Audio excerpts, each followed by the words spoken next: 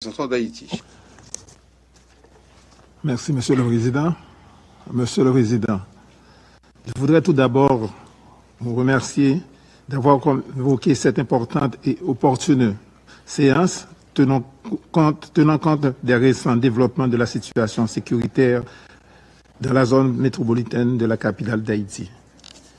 Je remercie M. Djenka, Mme Juma et M. Cohen pour leur présentation.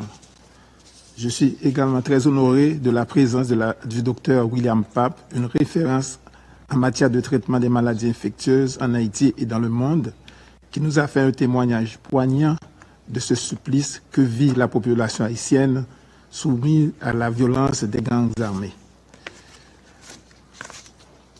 Monsieur le Président, c'est avec une profonde gratitude et un sens de responsabilité que je m'adresse à vous aujourd'hui dans le cadre de cette importante réunion du Conseil de sécurité sur Haïti.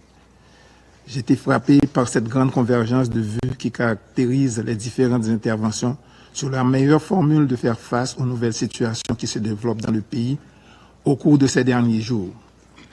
Je vois dans les nombreux commentaires formulés par les membres du Conseil une volonté de trouver une fois pour tous des éléments de réponse appropriés permettant de contribuer à résoudre de façon durable cette crise multidimensionnelle qui ronge le pays. Cela traduit une compréhension sincère des aspirations et des besoins du peuple haïtien. Monsieur le Président, depuis le début du mois de novembre, Haïti vit une situation extrêmement alarmante. La situation sécuritaire dans la capitale s'est profondément détériorée. Les gangs armés ont lancé des attaques dans plusieurs zones qui jusqu'ici étaient épargnées. C'est le cas de Canapé Vert, Bouvdon, Musso et de Pétionville dont ils ont tenté de prendre le contrôle. Les bandes armées deviennent de plus en plus violentes et audacieuses et ils opèrent sans crainte ni retenue. Ils commettent des exactions terrifiantes, meurtres, enlèvements, viols et incendies de maisons. Des enfants, des femmes, des hommes sont pris au piège de cette violence aveugle. En réponse, des milliers de familles fuient leur maison, laissant derrière elles toute une vie par crainte de devenir les prochaines victimes. La population vit dans un état constant de peur, confrontée à une violence qui ne fait qu'empirer chaque jour. Le principal aéroport international de la capitale est fermé, causant la suspension des vols en provenance et à destination de Port-au-Prince, en raison du fait que certains transporteurs aériens ont été touchés par des balles tirées par les bandits armés. Les images des habitants de certains quartiers comme Solino, Nazon, Crissois et Delma, pour ne citer que cela, fuyant leur domicile, sont touchantes. La police nationale d'Haïti et les forces armées déployées, malgré leur courage et les moyens mis à leur disposition, ne parviennent pas à repousser l'avancée des bandes criminelles qui sont mieux armées et en plus grand nombre. La mission de support à la sécurité présente en Haïti, bien qu'animée de bonne volonté, connaît des défis de taille évidents. Les ressources financières, humaines et logistiques actuelles sont nettement insuffisantes pour répondre à l'ampleur de la menace. Les promesses de la communauté internationale sont restées en grande partie non tenues. Les quelques 430 soldats déployés sur le terrain restent largement insuffisants pour une situation d'une telle ampleur où plus de 2500 troupes seraient nécessaires pour contenir l'avancée des bandes criminelles. La terreur engendrée par cette violence nous oblige à reconnaître une réalité insupportable. Haïti a besoin d'une aide robuste et soutenue à la hauteur de la situation à laquelle elle est confrontée.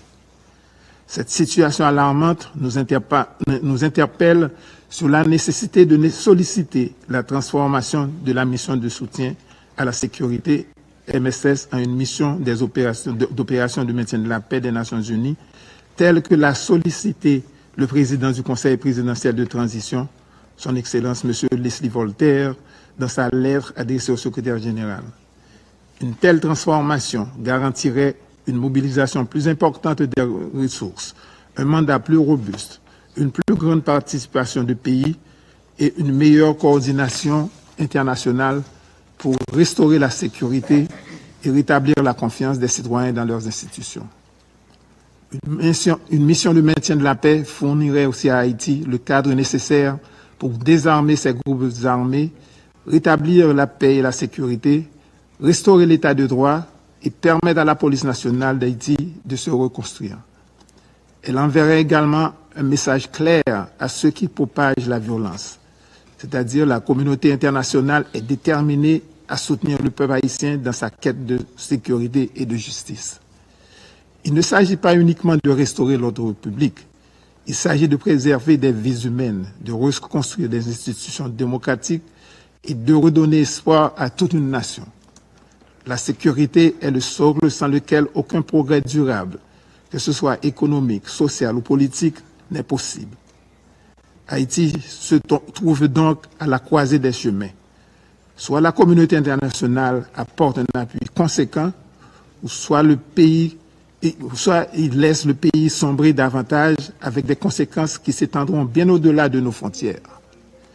Cette demande est soutenue par la CARICOM et l'Organisation des États américains, cette dernière ayant adopté récemment par son consensus une résolution appuyant la transformation de la MSS en une mission d'opération de maintien de la paix, tout en insistant sur l'importance d'une aide internationale continue pour restaurer la paix, l'état de droit et la démocratie en Haïti.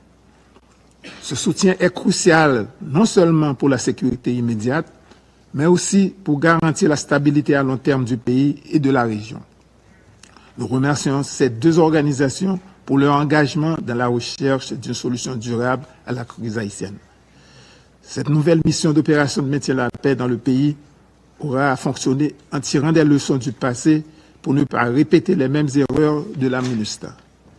Nous invitons aimablement le Conseil de sécurité à prendre cette décision qui soit à la hauteur des enjeux du moment dans le cadre de ses responsabilités en matière de maintien de la paix et de la sécurité internationale et montrer au peuple haïtien que la communauté internationale reste fidèle à ses principes de paix et de sécurité. Ensemble, nous pouvons inverser le cours de cette crise et faire renaître l'espoir. C'est le vœu du gouvernement et du peuple haïtien. Monsieur le Président, en conclusion, Haïti est à un moment critique de son histoire. L'inaction ou une réponse insuffisante risquerait d'aggraver une situation déjà désastreuse. Le Conseil de sécurité a l'occasion de démontrer sa capacité à répondre aux défis mondiaux les plus pressants en agissant avec détermination et solidarité.